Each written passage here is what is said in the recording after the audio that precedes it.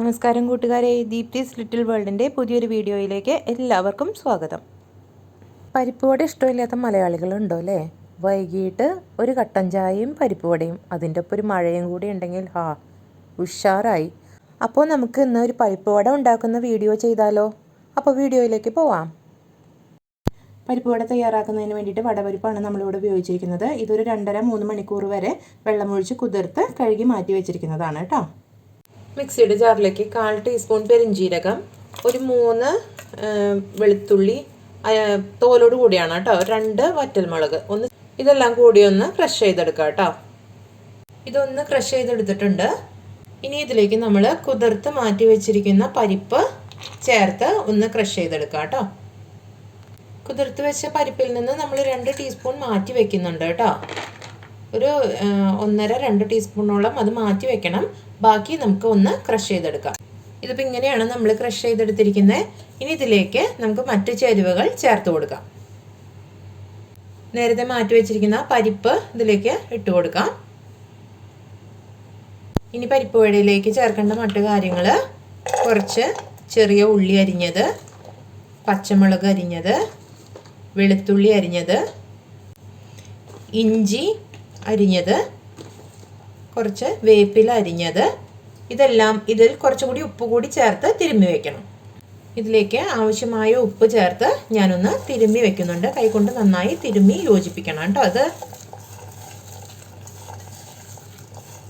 ഇനി തിരുമ്മി യോജിപ്പിച്ച ഈ എല്ലാ ഐറ്റംസും കൂടി നമുക്ക് ചതച്ച് വെച്ചിരിക്കുന്ന ആ പരിപ്പിലേക്ക് ചേർത്ത് നന്നായി ഇളക്കി യോജിപ്പിക്കണം. ഇനി ഇത് കൈകൊണ്ട് തന്നെ നന്നായി ഒന്ന് കുഴച്ച് യോജിപ്പിക്കണം കേട്ടോ.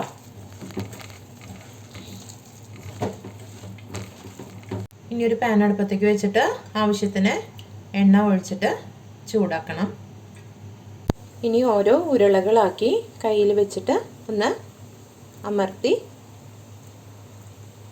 ഈ വലുപ്പത്തിലാക്കിയിട്ട് നമുക്ക് എണ്ണയിലേക്ക് ഇട്ട് കൊടുക്കാം കേട്ടോ. ഇങ്ങനെ എണ്ണയിലേക്ക് ഇട്ട് കൊടുക്കാം.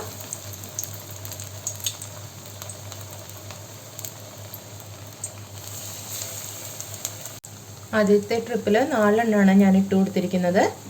ഇത് വെളിച്ചെണ്ണ ഒരിക്കലും ഹൈ ഫ്ലെയിമിൽ വെച്ച് ചൂടാക്കരുത് കേട്ടോ. ഹൈ ഫ്ലെയിമിൽ വെച്ചാൽ ഇതിൻ്റെ ഉള്ളിൽ വെന്ത് കിട്ടില്ല. ഇതൊരു വശം മൂത്ത് കഴിഞ്ഞാൽ നമുക്ക് മറിച്ചിടാവുന്നതാണ് കേട്ടോ. 2 വശവും ഒരുപോലെ വെന്ത് കിട്ടണം. അപ്പോൾ ആദ്യത്തെ നമ്മുടെ പരിപ്പ് വട റെഡി ആയിട്ടുണ്ട്. നമുക്ക് വറുത്ത് കോരിയെടുക്കാം കേട്ടോ.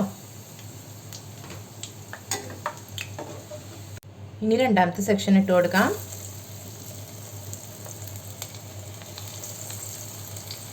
എല്ലാവരും ട്രൈ ചെയ്ത് നോക്കണം. പരിപ്പ് വട ഇഷ്ടമില്ലാത്ത മലയാളികൾ ഉണ്ടാവില്ലല്ലോ. കട്ടൻ ചായയും പരിപ്പ് വടയും നല്ലൊരു കോമ്പിനേഷനാണ്. അപ്പോൾ എല്ലാവരും ട്രൈ ചെയ്യണം കേട്ടോ.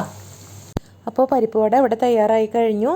വളരെ എളുപ്പത്തിൽ തയ്യാറാക്കാവുന്നതാണ്. എല്ലാവരും വീട്ടിൽ ട്രൈ ചെയ്യണം.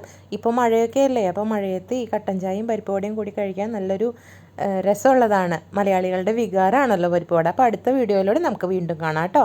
Tata, bye bye.